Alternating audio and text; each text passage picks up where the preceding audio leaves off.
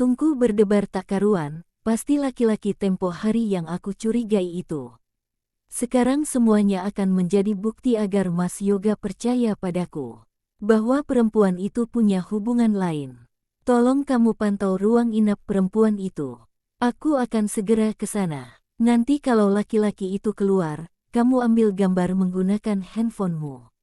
Aku ingin lihat siapa dia. Baik, nanti akan aku foto dia kalau dia keluar dari ruang inap. Baiklah, tunggu aku di sana. Aku hendak mematikan telepon saat Bayu masih berupaya untuk bicara. Ada apa lagi? Aku berucap dengan tergesa. Nanti, kalau aku berhasil mengambil gambar laki-laki itu, kamu janji ya keluar jalan sama aku.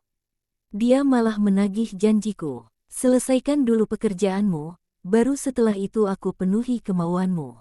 Ujarku memutuskan sambungan telepon. Aku bergegas berganti pakaian. Aku harus secepatnya sampai di rumah sakit. Laki-laki itu masih ada di dalam ruang inap perempuan itu. Aku harus memergoki mereka. Aku ingin tahu ada hubungan apa mereka. Aku sangat penasaran. Tapi aku sedikit khawatir dengan Bayu, laki-laki yang aku minta tolong untuk memata-matai perempuan itu. Dia jelas-jelas menggodaku, aku tahu dia menyukaiku. Rasanya aku salah meminta bantuan padanya. Tapi aku akan membayar dia dengan uang bukan dengan janji untuk pergi kencan dengannya.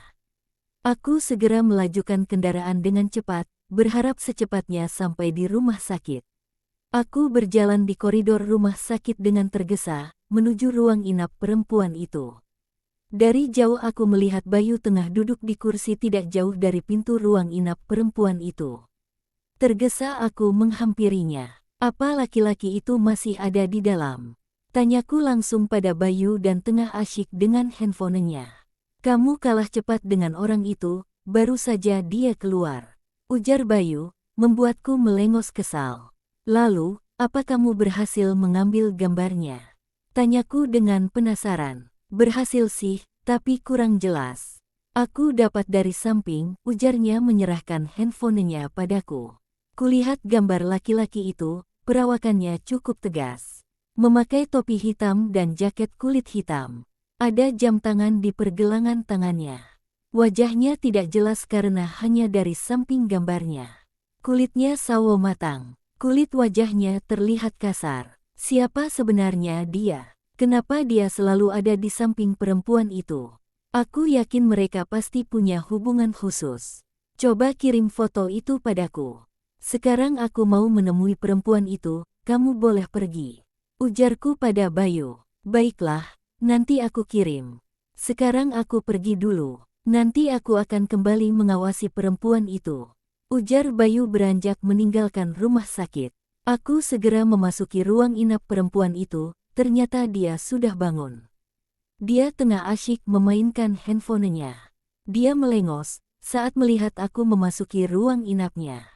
Untuk apa kamu ke sini? Silahkan pergi. Aku tidak sudi melihatmu ada di sini. Dengan kasar dia berteriak padaku. Aku kesini hanya sedikit khawatir padamu, sekaligus mengucapkan selamat. Karena kamu sepertinya baru saja menerima kunjungan yang sangat spesial. Ujarku menatap perempuan itu tajam. Dia terlihat kaget, matanya menyipit menatapku. Apa maksudmu dengan kunjungan spesial? Jangan mengada-ngada. Dia berupaya menutupi kegugupannya. Sudahlah, aku tahu ada seorang laki-laki yang baru saja keluar dari sini. Dan itu bukan Mas Yoga.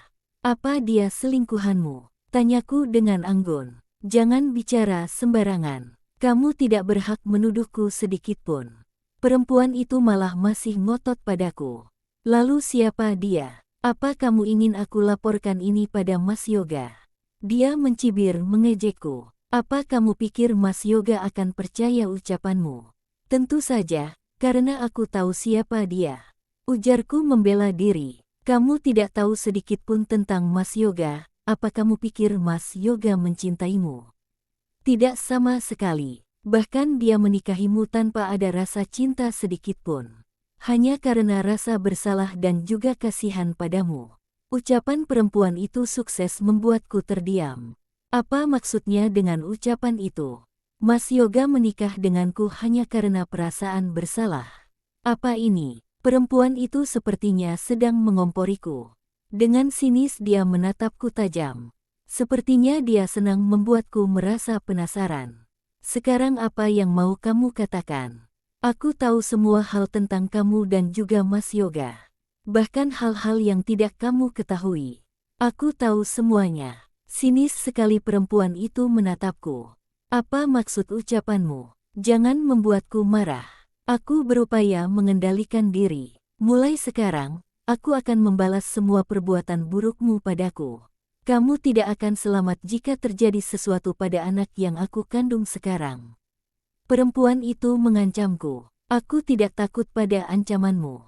Sama sekali tidak. Kamu yang akan menyesal karena masuk dalam kehidupanku. Ujarku tak kalah sengit. Aku yang sebenarnya kasihan padamu, hidup dalam kebohongan. Bahkan tak diinginkan sedikitpun oleh Mas Yoga. Lagi-lagi dia menyebut nama Mas Yoga. Sebenarnya apa yang dia ketahui tentang Mas Yoga yang tidak aku ketahui? Apa masih ada rahasia yang disembunyikan oleh Mas Yoga dariku? Tapi apa? Aku tak mengerti sedikitpun. Jangan bertele-tele, apa maksud ucapanmu? Ujarku pada perempuan itu. Cari tahu saja sendiri. Kalau kamu pikir selama ini Mas Yoga sangat mencintaimu, coba cari tahu kebenarannya. Perempuan itu dengan angkuh meremehkanku. Aku terpancing ucapannya. Apa yang sebenarnya terjadi? Dia bilang Mas Yoga menikahiku bukan atas dasar cinta. Padahal jelas-jelas kami sangat mencintai sebelum menikah. Aku pacaran dengannya hampir 1 tahun sebelum memutuskan untuk menikah. Lalu kenapa perempuan itu berkata lain? Apa yang dia ketahui tentang suamiku? Lebih baik sekarang kamu pergi. Aku ingin istirahat. Dia malah mengusirku pergi. Padahal aku masih penasaran dengan ucapannya. Aku terpaksa meninggalkan ruang inap perempuan itu, berjalan dengan gontai menuju mobil. Aku kepikiran dengan ucapan perempuan itu. Apa yang sebenarnya terjadi? Kenapa perempuan itu seperti tahu sesuatu tentang rahasia suamiku? Kenapa dia bilang suamiku bahkan tidak mencintaiku sejak sedari awal pernikahan kami? Dia bilang itu cuma dikarenakan rasa bersalah dan kasihan padaku. Rasa bersalah apa? Apa aku orang yang harus Mas Yoga kasihani? Ada apa? Aku dan Mas Yoga saling mencintai sebelum kita menikah. Bahkan Mas Yoga yang memaksa dan berjuang keras agar paman merestui pernikahan kami. Lalu apa maksud perempuan itu? Kenapa dia berkata seperti itu? Apa suamiku berkata sesuatu kepadanya yang membuat dia salah paham lalu beranggapan seperti itu? Pikiranku mumet, sepertinya perempuan itu ingin mengalihkan pikiranku.